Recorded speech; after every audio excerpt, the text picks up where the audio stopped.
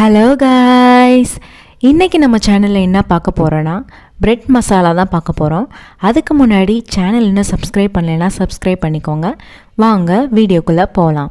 Bread masala செய்கிறதுக்கு first உங்களுக்கு தேவையான பிரெட் எடுத்து வச்சுக்கோங்க. அதுக்கப்புறம் நல்லா இந்த மாதிரி பீஸாக கட் பண்ணி வச்சுக்கோங்க. அதுக்கப்புறம் ஒரு பேனில் எண்ணெய் ஊற்றிக்கிட்டு நல்லா கட் பண்ணி வச்சுருக்க ப்ரெட்டை வந்து நல்லா ஃப்ரை பண்ணி எடுத்துக்கோங்க.